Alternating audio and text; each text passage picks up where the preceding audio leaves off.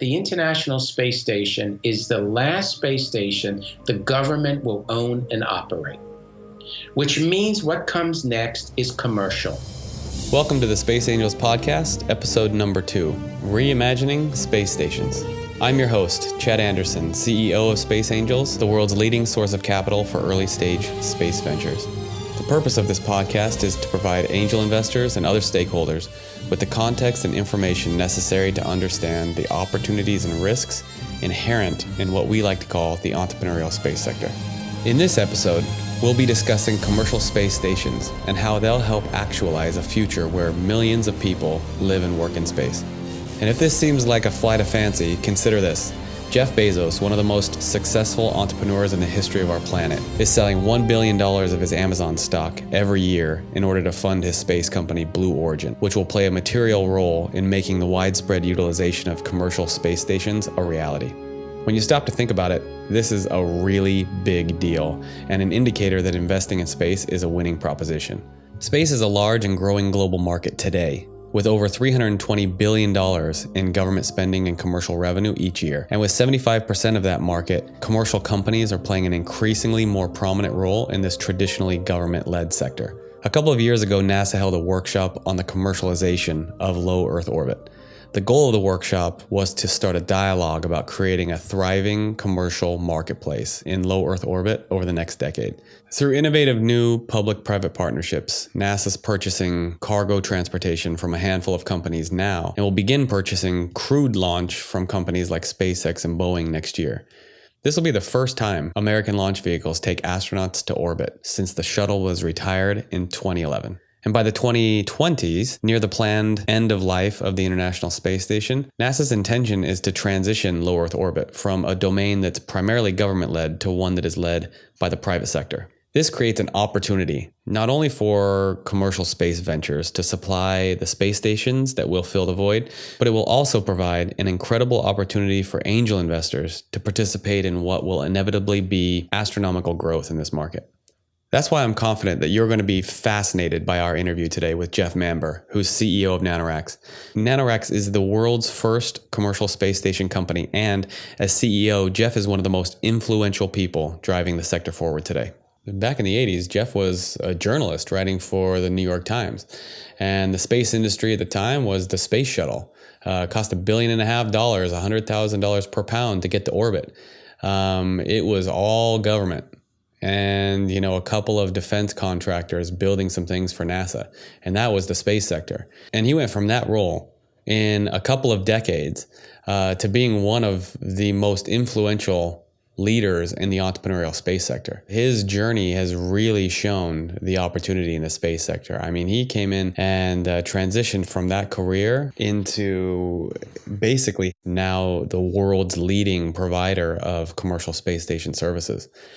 So for me, this is not only just a fascinating personal story of career change and following your dreams, but it also goes to show just how much opportunity there is in the space sector and how you as an individual sitting on the outside with an interest, how quickly you can go from being on the outside to really making a name for yourself. So Jeff, welcome to the podcast. Great. It's great to be with Space Angels.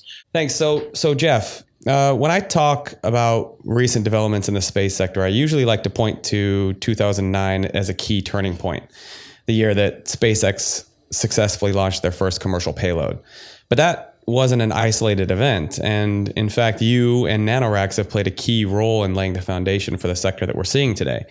So back in 1999, you founded Mir Corp, and that was the world's first commercial space station. So can you tell me a little bit about that, your experience with Mir Corp, and how you got involved in space in the first place?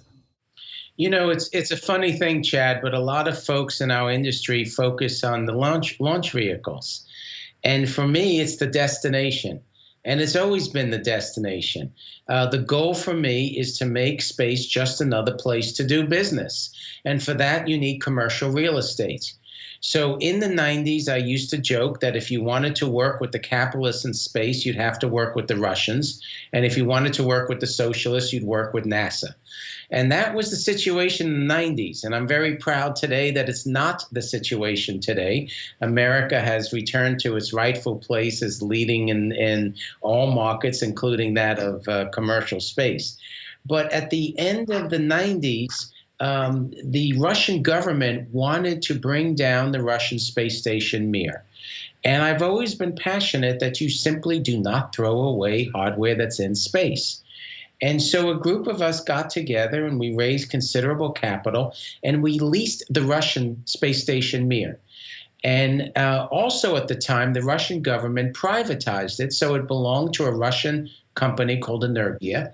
This is the heart and soul of the Russian space program. They did Yuri Gagarin, the first human in space, the first space stations. They did Sputnik, and they owned the Russian space station Mir. So Mir Corp was a Dutch company. We took it over. And when finally we did far better than we even imagined, we signed with Mark Burnett of the Survivor producer. We had a game show with NBC where the winner would go to space. We signed Dennis Tito before he subsequently went on with Space Adventures to the ISS. And we had a backlog of $179 million when, for political reasons, really, the U.S. government forced the Russians to bring down the Mir. So I came into NanoRacks with extremely unique experience, but one convinced that sometimes it's not technological change where you get commercial growth, but it's a policy change. It's a new business model. In this case, it was a private company operating on a government-owned platform. That's great stuff. So you personally, how did you get into space? How did you get selected for your role at Mir Corp, or how did you find your way into Mir Corp, and how did you founded the company? So I got involved. There was a wave of commercialization and excitement. The first wave, we kind of call it, that's when Deke Slayton, one of the original 7, he wanted to launch rockets such as the Conestoga. People were proposing all sorts of things, such as external tanks, which would be space stations using the discarded external tank of the space shuttle. It was an exciting time, and I was a writer. And I was writing for the New York Times and others, and I got captivated by this coming commercial frontier. And pretty soon I became the go-to in New York for the New York Times, Business Week, Aviation Week, writing on commercial space. I got to meet all of the entrepreneurs, and so that was great, and that's what really launched my career. And then slowly I became an advisor, and then I became that dreaded thing, a consultant, and pretty soon I became an entrepreneur, and that's how I arrived. But then we found out at that time in the 90s that very often the space agency was a competitor. And so I ended up more and more. I worked with Lance Bass when he wanted to fly of NSYNC to space, and it was very difficult in the early 90s and mid 90s to work with NASA. That was a change which has taken NASA, as you say, SpaceX, at the beginning of that, commercial cargo to the station, and then later. And I'm sure we'll talk about that, how they were willing and why they were willing to work with a NanoRacks as a commercial pathway to their space station. So it took an evolution. One of the reasons I'm convinced this time it's to stay is that this has been a bipartisan, slow evolution. This is not just a whim. This is not just a change. Slowly, the United States has recognized that the space frontier should be treated like any other extension of our society, including capitalism. So NanoRacks is the world's leading space station services company. Is that an accurate statement? Yes, we become the go-to for companies, organizations, educational institutions, and governments wanting to use the space station in a commercial manner. What makes us unique is NanoRacks is absolutely customer focused. At the end of the day, what we want is a happy customer. Whether you use our hardware, whether you don't. We want to make the customer happy. And so what's happening now is we have several types of customers. We have those that are sophisticated. They've used the space environment many times, and we have a service on the station, whether it's a satellite deployment service, whether it's pharmaceutical drug research, whether it's educational, whether it's a test bed for electronics. And they look at that and they say, gee, we could work with NASA and have that problems. We could work with something else perhaps, or we see here's a private company that owns and operates its own hardware and offers it in transparent pricing, and they use us. On the other hand, we also have customers that are new to space. Maybe they know they want to do an educational project with a satellite, a CubeSat. Maybe they want to get some data. Maybe they're in research, but they don't know the business today. And the business is growing rapidly, as you well know. And so we have a couple of customers now that have come to us and said, we don't want you just to deploy a satellite. We want you to find the satellite for us, or have it manufactured, get the regulatory approval, operate deploy the satellite, and handle the data down for us. In other words, a turnkey system. And suddenly, an $85,000 customer becomes a $400,000 customer, because now we're doing the entire service. And they're correct. We know most of the folks who are doing the CubeSat manufacturing. We know those who will be willing to work on a one satellite, or those who work well quickly, or those, and we know the right lawyers. And so for us, it's almost a concierge service, we call it, where if you're sophisticated, fine. Here's our price. Here's what we do. You're not as sophisticated. We take the time to sit down with you. And what's important, Chad, is we made a decision several years ago never to compete against our customers. So we don't own and operate constellations. We don't own and operate or intend to launch vehicles. We're as agnostic as we can be in performing in-space services. I love that touches on barriers and how NanoRacks is helping to bring down those barriers. In this case, like you mentioned, it's not a technological issue. It's an issue of to do business in space is to do business with the government at some level. And trying to navigate through all of that, the public government side, the commercial side, making sense of all of that and helping those two sometimes very different sides come together, is a key service that you guys provide. And so I love that, because that speaks to how you are making space more accessible. You've also, like SpaceX and others, you've played an essential role in lowering the barriers in other ways. So for instance, you've launched, correct me if I'm wrong, over 500 payloads to the International Space Station. The last I spoke to you, you had launched 180 small satellites. There was a launch yesterday, so that number's probably gone up. I'm looking back to Planet Labs, when they're a recognized name in the space industry. They operate the largest constellation of small satellites. And you helped launch some of their first satellites and helped them get to orbit. And it seems as though if NanoRacks didn't exist, maybe that doesn't happen. And can you talk us through how all of that came together and how NanoRacks is enabling? As we do this podcast today, the latest SpaceX docked at the station and brought not only a very large satellite on behalf of our customer, the U.S. government, but also the first Boy Scouts of America project. So we really have the range of customers. We could not be more proud at NanoRacks for the customers we have introduced to space. Planet Labs has kindly said that we probably sped up their introduction to the market 2 years. Spire, we did their first satellites. GomSpace, we did their first satellites. We did the first satellites of the country of Lithuania. I think we did the first satellite for the country of Peru. We launched the University of Hanoi, Vietnam into space. We've just finished the first commercial Chinese project on board the International Space Station. Beijing Institute of Technology doing a synthetic DNA project that's very important. I look forward to reading in English the results. We When others like to say we're democratizing space, we're doing it. And we've done it, okay? Every mission, every time. We will take any customer, regardless of size. And sometimes there's pressure on my shareholders saying, why are you working educational payloads that the margins may not be as good as the big boys? And the reason is we want to be a space station company. We want to truly understand this market, and we understand it as well as anyone.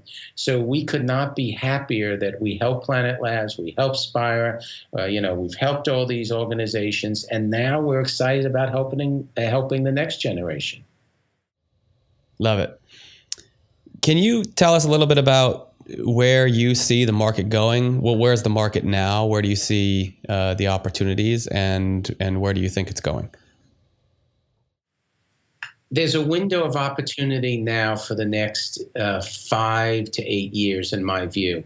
It's an extraordinary time. I think, again, as we do this podcast, they're pretty well announcing who the administrator is going to be for NASA, who the deputy administrator is going to be. We haven't placed the Space Council.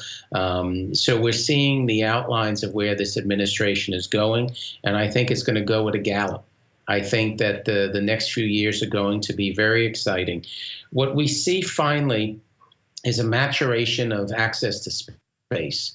I'll say personally, I'm really glad I'm not in the launch vehicle business, no offense to anybody, because every month, every quarter, you hear about a new exciting venture, and let's say half of them are successful. Well, you're going to have 30 or 40 new ways to get to space. That's why I'm happy to be in the destination side. So first off, we're going to see a maturation of space transportation. We're going to see prices come down. We're going to see opportunities increase.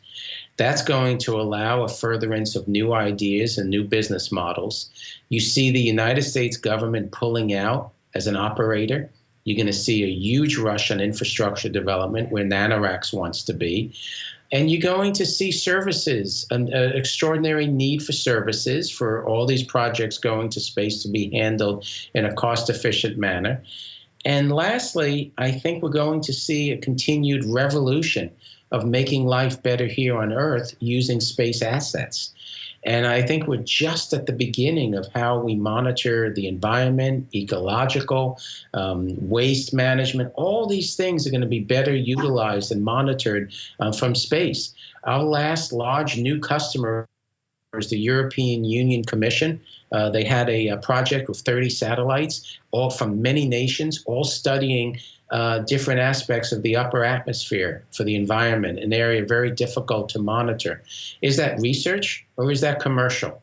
For the European Union, it was research and policy. For people like NanoRacks, it's commercial. And so who's our customer? Well, it's government. Oh, then if it's government, says a lot of people, it can't be commercial. It's completely commercial. If I didn't deploy them, I wouldn't get paid. So we're seeing this entire flowering of a new marketplace where the governments are the customers, where research is being privatized, and companies like NanoRacks are joining with dozens and dozens of launch vehicles to provide more services in space, and for the Earth. And then if I could say one more thing, I have a feeling, it's my just personal belief that, and I don't know if this is good or bad, but I think within the decade, it's going to be a lot more expensive to launch a space project. Today, 7 years ago, we started NanoRacks self-financed. I think today to start NanoRacks, you'd need a few $1 million just to start, just to get everything into place. We didn't have to. We were first on offering services on the space station. What I see is every couple of years, the cost of entry is going up. And for an investor, for folks like in your network, I honestly believe, like in any, whether it's you look at phones, mobile phones, a decade ago, the cost of entry today is so prohibitive. It's not the technological barriers. It's the customers being tied up. It's the positioning. I think the same is happening in space. And I think in a decade, if you have to either launch something in space in a decade, it's a very niche market, or you have to be very well bankrolled. So this is the time to invest, because this is when the real estate, figuratively speaking, is being taken. There's two key pieces that I want to pick up on what you just said. And the first is with NanoRacks, how did that come about? I know you've got some key Space Act agreements with NASA, but how did you turn this idea into a business? NanoRacks was not my idea. There were a couple of folks, and I won't say who, tried to do this for a year or so, and they were unsuccessful. And their idea was to go to NASA and say, we want to have miniaturized labs that plug into a research platform to get power and data, and you can do experiments inside. And they just couldn't convince industry. They couldn't get an agreement with NASA, and they couldn't get customers. And so after a year or so, they came to me and said, and I was looking to do something after finishing my work, finally with the Russians. And they said, we have an idea that will just be part-time. It will never be more than 2 days a week. We have this standardized small nano labs. And I looked at it, and I went to NASA, and I had fought with NASA in the 90s. I was on the Russian side. And I went to NASA and said, you willing to work with me? I'd like to see if I can get customers for you on the space station. And NASA said, look, we didn't like everything you were doing in the 90s with the Russians, but you got lots of customers for the Russian space station Mir, and we need customers. Sure, we'll give you a chance. And we joke about it now because they gave us total access to all of their launches. They said, however you want to grow. And we signed a Space Act agreement in something like 3 months. We had our first research platform up in 6 months. And we went with our first customers. And we never looked back. We started with educational customers. We did the nano labs. Then we began to grow into other markets, such as the satellite deployments and then biopharmaceutical. And then we elected to fund our own external platform outside the space station, a testbed for electronics. And we continue to grow. And now we're moving beyond the space station. We're very proud. We work with Blue Origin on the New Shepard suborbital. We do their payload integration. We help them on business development. And we're working with other folks now. And so we continue to grow to either own and operate or co-market real estate in space. And we meet the needs of our customers. So it all started with a little nano lab, and I guess the moral of the story is NASA was willing to work with me, even though I had spent years fighting them. And you started small, and you just kept finding more and more customer interest along the way. And if I remember correctly, I mean, when you started launching these small satellites from the station, you were even surprised that that was going to be such a sweet spot for your company. Is that right? Yeah, the Japanese have a deployer on the station, and they had room for 3 CubeSats to be deployed. And NASA came to us and said, would you like to consider deploying a satellite? I went all over the country, could not get anyone to pay or to believe that it could get through the NASA system. And finally, the University of Hanoi of Vietnam was our first customer. I was at a conference. I met a young man. I told him what we could offer, and he said, how much for the satellite? And I told, for the service, deploy it. I told him, and he said, done. And I said, may I ask where your money's coming from? And he said, Microsoft. So that's the world we live in. And as they say in the movies, when that picture came out, when the astronaut took a picture of those 3 satellites and our customer was the middle, as they say in the movies, the phone didn't stop ringing. At that point, everyone in the business called and said, could you deploy my satellite? And that's when we looked at each other. We went to NASA, and we didn't ask them for money. We didn't ask them for funding. We said, if we developed our own CubeSat deployers, would you let us do it? And they said yes. And in 9 months, we designed, developed, and spent about $1.5 million of our money internally. And we signed Planet Labs, and we signed some other folks, and off we went. And so that's how a commercial marketplace happens. And that's also the right way you're supposed to work with the government. We didn't seek government funding. And yet today, NASA is, and the US government is a commercial customer for a range of our satellite servicing as well. And now you've launched hundreds. So this CubeSat deployer, how exactly does that work? So we're different. The way everybody else does it is you want to deploy satellites into space. It's a beautiful market. It's emerging. It's hundreds of millions of dollars today. It will soon be $1 billion market. And the way it's usually done is you put the satellites on the outside of a rocket. It could be a small rocket or a big rocket, and it launches and it goes to a certain spot, and then you deploy off of the rocket. What we've done is we've introduced a space station as the deployment platform.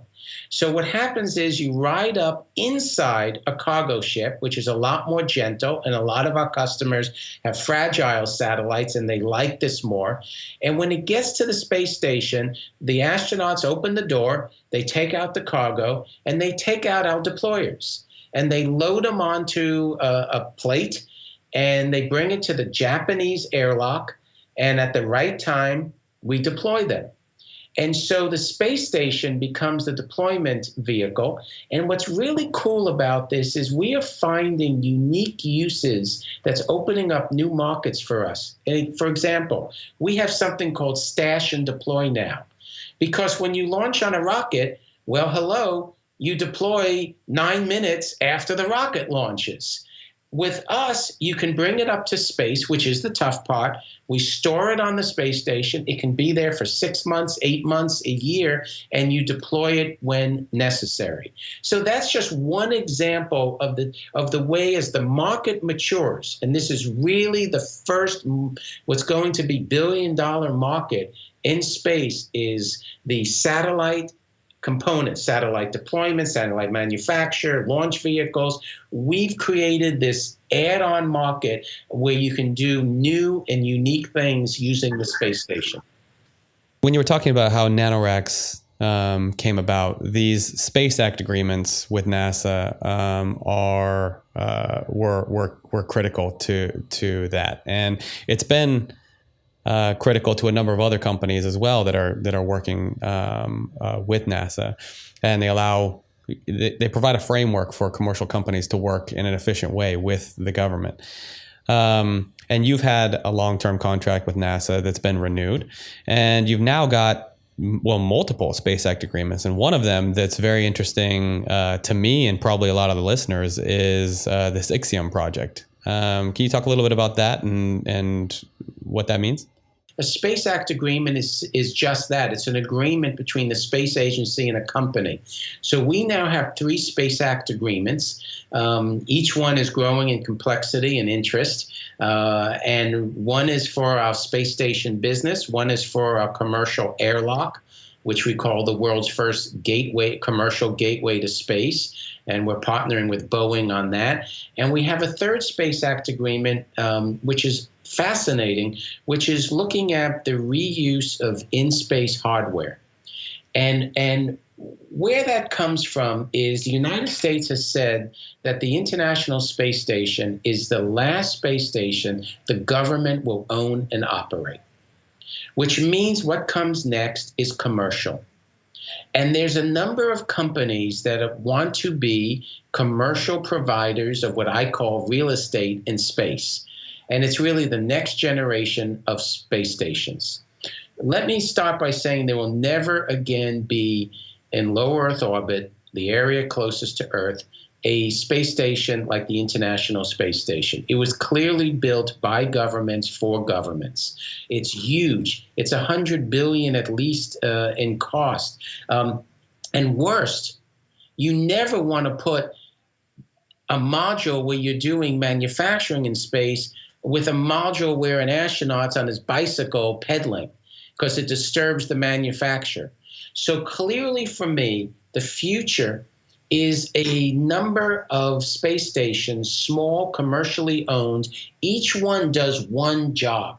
So at NanoRacks, we want to be the leaders in unmanned platforms that do in-space manufacture, deploy satellites, manufacture fiber optics, Earth observation, and that will be what they do. Each one will be dedicated to one of those markets I just mentioned. Maybe somebody else wants a space hotel. So for us, it's about how do we take a market leadership? And what we've done at NanoRacks is we've looked back to the past. When Wernher von Braun was head of Marshall Space Flight Center, he proposed that what you do is you reuse the upper stage of a launch vehicle and make that a space station. And NASA agreed, and that was our first space station, Skylab. It was a modified upper stage of a Saturn. And so what we've done is we've entered into agreement with Loral to look at reusing the second stage of an Atlas V Centaur. And NASA thought it was pretty cool, and they awarded us a contract, a 5-month study, to look at is it technically feasible. And as we speak today, we're at the 4-month mark, and NASA has already agreed. I don't think I'm letting anything out by saying that, wow, this is cool, it's feasible. And so we're very excited because it's extremely cost efficient to reuse something that's in space rather than building it from the ground up. And so what we're proposing right now as we speak to NASA is we're showing them different levels of services. You can have something that's few tens of millions where you get just the habitat, and there's something that might cost you a little more where maybe you get a window we can use for space tourism. And I should add that another partner in our team is Space Adventures. That's the leader in the space tourism. And so we're very excited about Ixion because, first off, for NanoRacks to be partnered with Loral and robotics and satellite communications is very cool. To be working with ULA on reuse and repurposing upper stages is even just as cool.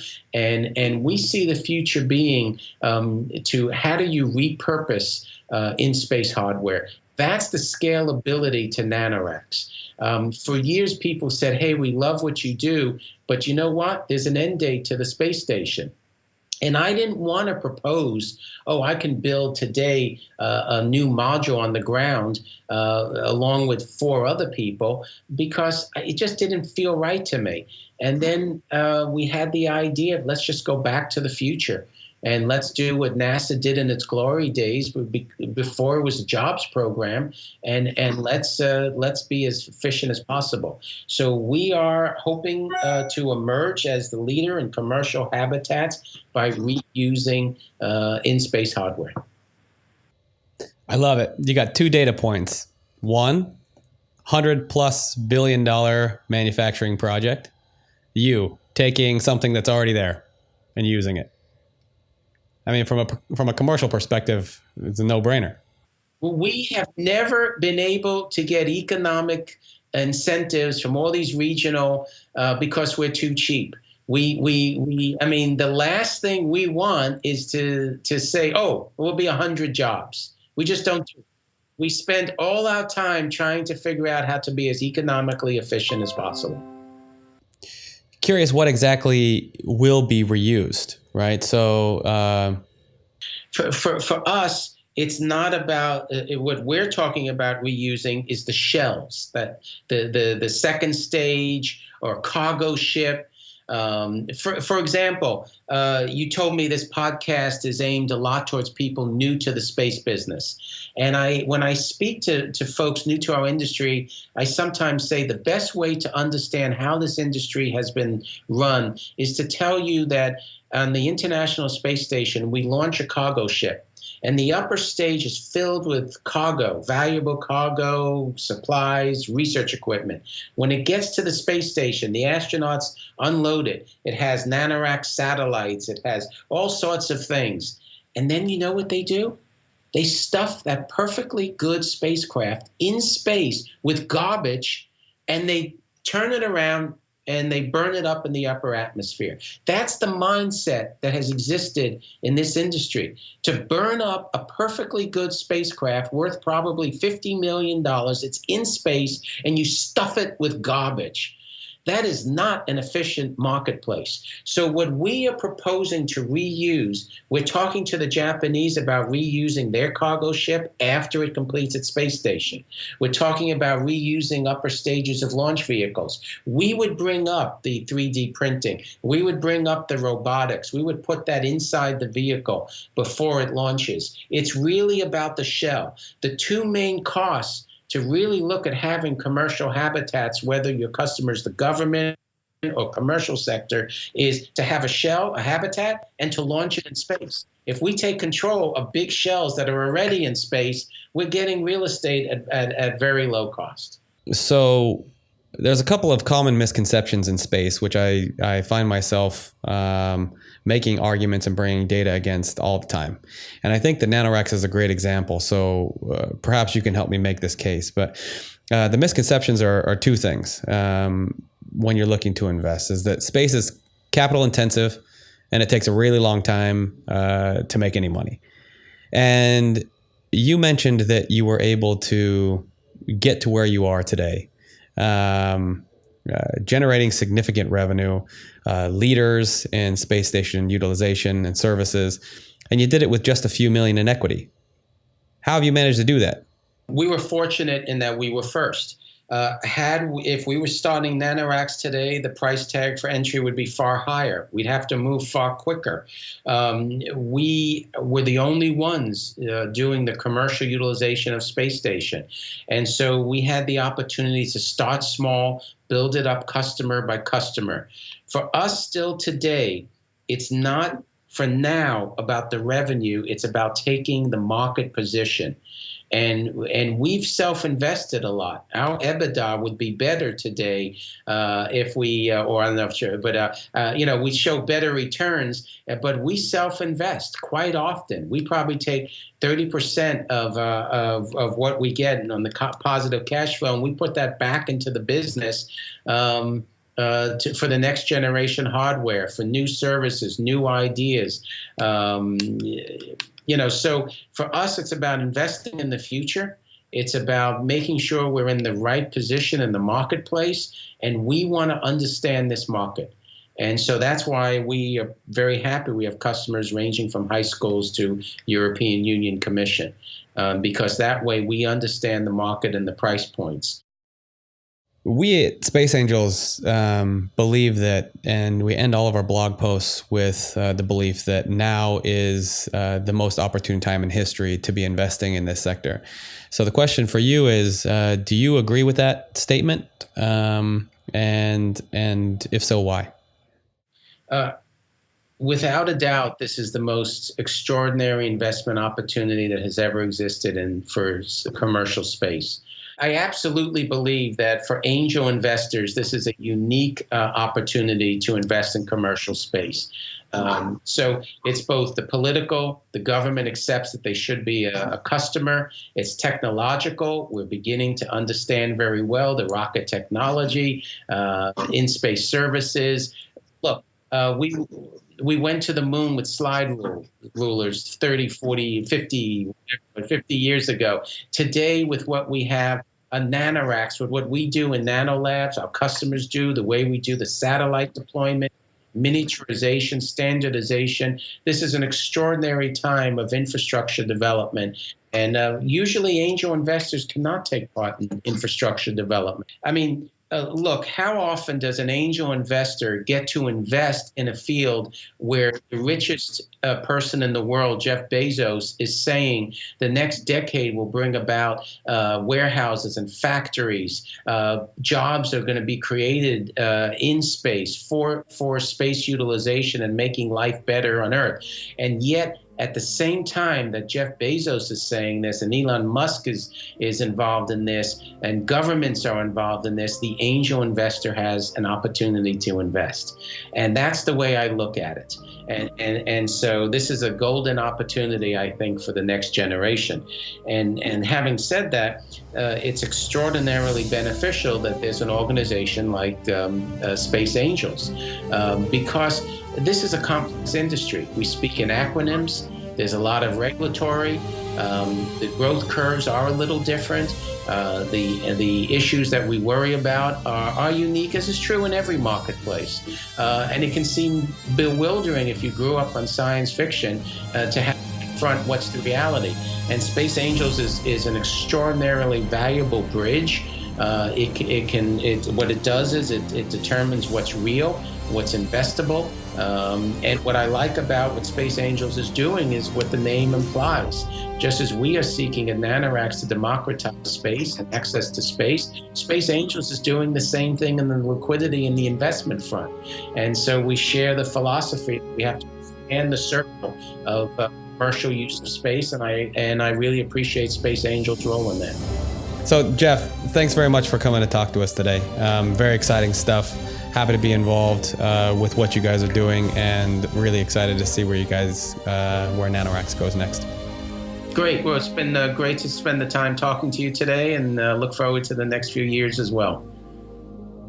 This was a great interview and really exciting for me personally. I really enjoy having these conversations with these leaders. And after that interview with Jeff, I'm certain you're going to want to learn more about becoming an investor in early stage space ventures. So I want to invite you to visit our website, spaceangels.com, where you can learn all about Space Angels membership and how you can get involved in this exciting new sector. Thanks for tuning into the Space Angels podcast. And before I sign off, I just want to put in a plug for episode number 3, The Entrepreneurial Space Age, where we'll be interviewing Jim Cantrell, CEO of Vector Space Systems.